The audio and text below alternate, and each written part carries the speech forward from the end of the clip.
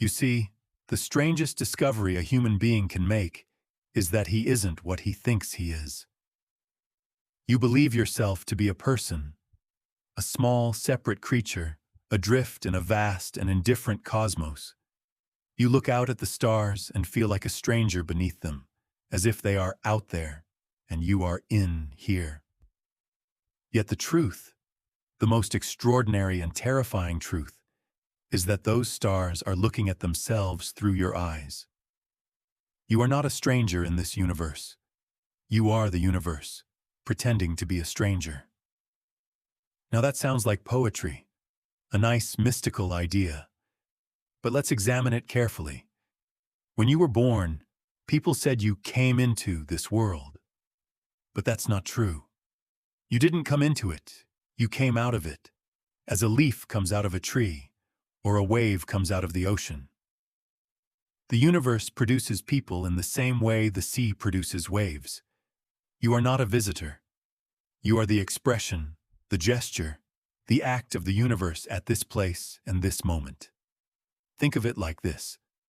When you clap your hands, there is not a single sound here and another sound there. The sound is one event, one vibration. In the same way, you and the world are one vibration. You cannot have a person without a world any more than you can have an up without a down or a front without a back. You are inseparable from everything you call not me. The sky, the air, the trees, the mountains, all of it is your larger body. But we've been hypnotized by words, you see, by language and convention. We learn to cut the world into pieces and call some of them me, and others not me. We drew a line around this bag of skin and declared, "This is who I am." And so the game began, the game of identity. We spend our lives polishing, protecting, promoting this little image of ourselves. We fear death because we imagine it will erase the image. We fear life because it constantly threatens to change the image. And so, we live in tension, trying to freeze the flowing river of existence into a photograph. But life cannot be captured. The moment you try to hold it, it slips through your fingers, because you are it. To awaken is not to invent some new idea about yourself. It is to see through the illusion of separateness. It is to recognize that the thinker, the doer, the sufferer, the little I you've been defending, is a role the universe is playing. It's a mask, a persona. And behind the mask, there is no lonely ghost, no private soul isolated from everything else. Behind the mask, there is only the vastness, the totality, pretending to be this particular somebody, just for a while. Have you ever watched a play and become completely absorbed in the character on stage? You laugh, you cry, you feel their pain. For those moments, you forget that it's all an act. That's what the universe is doing through you. It has dressed itself up as John, Sarah, me, and you, and it's exploring what it's like to be that, to be afraid, to be in love, to be lost and found. And when the play ends, when the curtain falls, the actor doesn't die. He takes off the mask, stretches, and smiles.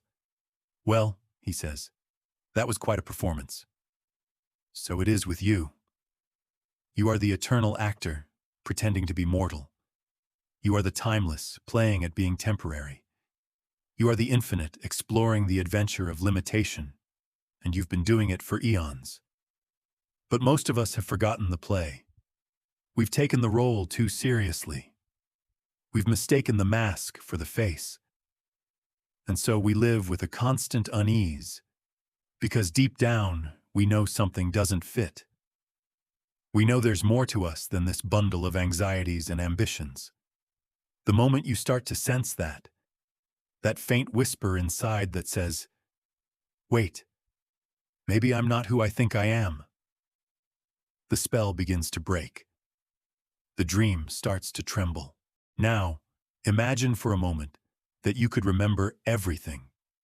Not just your childhood, not just your parents and your culture, but the whole story. The galaxies swirling, the suns igniting, the atoms spinning, the evolution of life, the first cry of a newborn ape that became a man. You would remember being lava and starlight, bird and blade of grass, thunderstorm and silence, because you were all of it. You still are. But consciousness, to play this game of hide and seek, had to forget. It had to narrow its attention, to pretend to be one thing, here, now. Otherwise, it would be unbearable. Imagine trying to live your life while remembering that you're also every star exploding and every heart breaking across the cosmos. You couldn't function. So the universe says, let's play pretend. I'll be this person for a while, with this name, this story, these troubles. I'll believe I'm separate so I can experience reunion.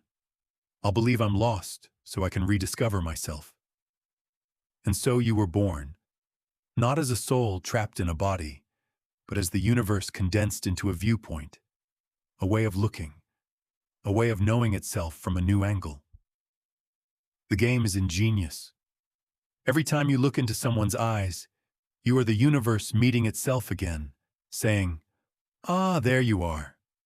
Every smile, every touch, every sorrow, all of it is a form of cosmic self-communication. You might say, but I didn't choose to be this person. I didn't choose this family, this pain, this world. Indeed, from the small self's point of view, you didn't. But from the larger perspective, from the totality, this is exactly the experience it wished to have. The ocean chose to wave this way. The dance chose this step. You might protest, but why would the universe want to suffer? Ah, that's the heart of the paradox. For the same reason a child hides to be found. For the same reason we go to a movie that makes us weep. Because contrast brings richness. Because the light can only be known through shadow.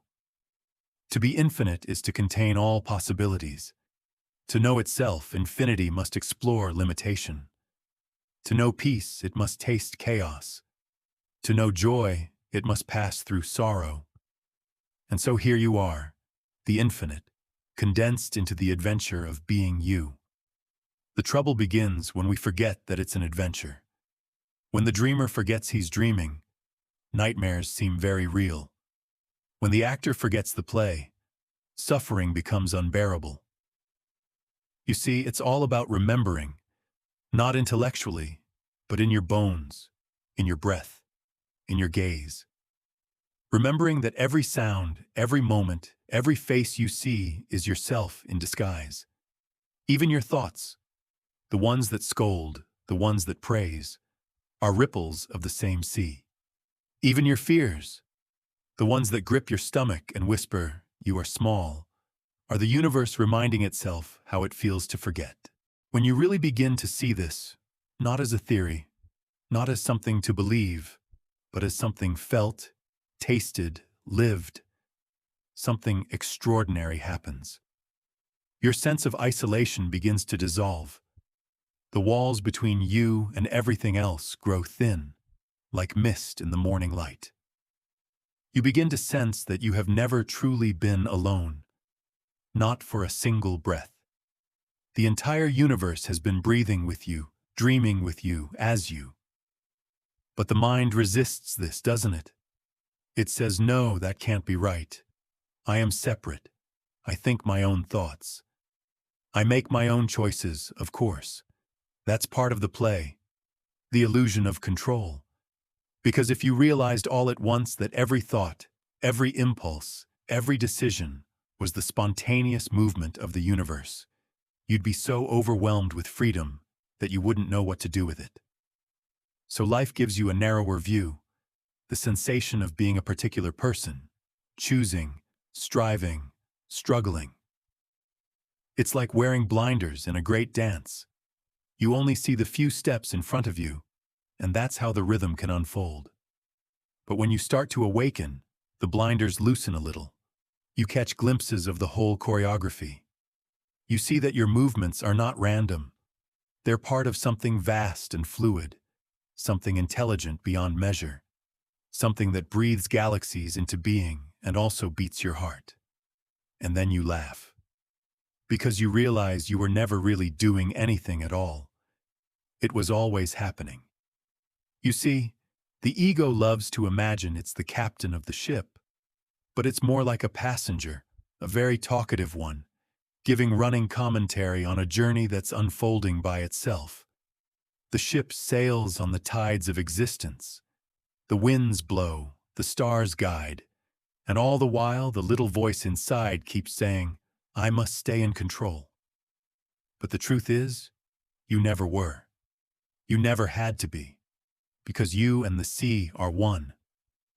That realization doesn't make you passive. It makes you alive.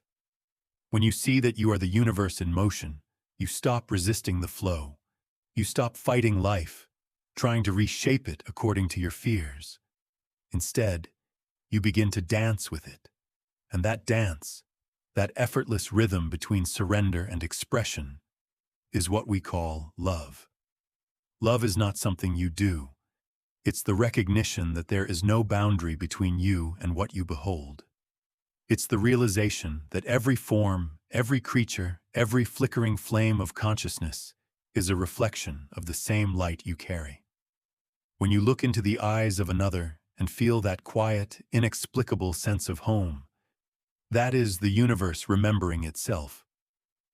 When you hold someone's hand and the chatter of your mind falls silent, that is infinity realizing it was never divided. Even your longing for love, your ache for connection, is the echo of this truth trying to awaken. It's the universe yearning to see itself clearly again. And when you stop chasing it, when you stop trying to possess, to grasp, to hold, you realize it has always been here. You have never been unloved. You have only been dreaming that you were. But love, you see, also includes fear. For fear is simply the shadow cast by love's intensity. You are afraid to lose what you love because you've mistaken the wave for the ocean. You've forgotten that what you love can never truly be lost, only transformed, reshaped, reabsorbed into the great rhythm of being. The same applies to death. We speak of death as the great ending, the void, the silence beyond life's music. But have you noticed? Every note in a melody dies into the next. Without that death, there would be no song. And yet, we weep because we believe the silence after the note is final. But the silence is what allows the music to be heard at all. The pause between breaths makes the breathing possible. So death is not an enemy. It is the universe changing its tune. The same energy that shines as your eyes will shine as the sun, the grass, the laughter of a child yet unborn. You will not vanish. You will only move from one disguise to another, from person back to universe, from dreamer back to dream. And that is why all fear, at its root, is fear of remembering who you are. Because when you remember, there is nothing left to protect, no one left to defend, nothing left to hold on to. You disappear, but in disappearing, you discover everything. You see, the awakening is not the acquisition of new powers or mystical visions. It is the simplest thing in the world, the falling away of confusion, the recognition that you were never lost, that every mistake, every regret, every wound was the universe playing hide and seek with itself. And once you see that, life becomes very light. You still pay your bills, you still wash the dishes, you still stub your toe and say, ouch. But beneath it all, there's an undercurrent of laughter. Because you know the secret. You know that every tear, every triumph, every sunrise is your own doing, the grand cosmic play unfolding perfectly, moment by moment. Now, what happens when you live from that awareness? You stop trying to improve the world as if it were something separate from you. You start to play with it, to cooperate with it. You discover that life doesn't need to be conquered. It only needs to be understood. And that understanding is not intellectual. It's felt. It's the deep, unshakable sense that whatever happens, even the pain, even the confusion, is the universe exploring itself through this form, in this moment. You become less of a worrier and more of a witness, less of a fighter and more of a dancer. You begin to see beauty in the ordinary, the way light touches a leaf, the rhythm of footsteps on a rainy street, the sound of laughter echoing from a distance. Because all of it, every last bit, is you, disguised as the world. When you walk in the forest, you are not a visitor among trees. You are the forest knowing itself. When you gaze at the night sky, you are not a man or woman staring into infinity. You are infinity staring back. When you love, you are not giving something to another. You are recognizing that there was never another to begin with. And so the circle closes. The universe forgets itself to become you, and you remember yourself to become the universe. It is a game without beginning and without end. Hide and seek, inhale and exhale, creation and return. You might say, but what am I supposed to do with this realization? That's the final trick. The moment you ask what to do, the ego tries to take credit again. There is nothing to do, nothing to achieve. Just watch, just listen, just be aware. Because awareness itself is the action of the universe, effortless, spontaneous, complete. When you sit quietly, when you breathe and simply watch the world move through you, clouds drifting, blood flowing, thoughts arising and fading, you begin to taste the stillness beneath motion. And in that stillness, you realize that everything you ever sought was already here. You were never incomplete. You were never broken. You were only pretending to be, so you could experience the joy of remembering wholeness. And one day, perhaps, you'll be walking down the street or sipping your morning tea, and you'll catch a glimpse, a flicker of awareness so clear it stops your breath. You'll look around and realize that every sound, every sight, every heartbeat is shimmering with the same silent intelligence. And you'll smile. Because you'll see the universe wearing your face whispering, "Welcome home." So let go. Fall into the mystery. Trust the dance. Because you, yes, you, sitting right now, reading, breathing, wondering, you are the cosmos itself, pretending to be a person, for the sheer delight of it. And when the pretending is over, when the curtain falls and the mask slips away, you will laugh. Not because the play was an illusion, but because it was so utterly, beautifully real. After all, who else could you have been? There is only the one, dreaming, awakening, dreaming again. And now, the universe smiles, through your lips, and says, "Ah, yes, I remember."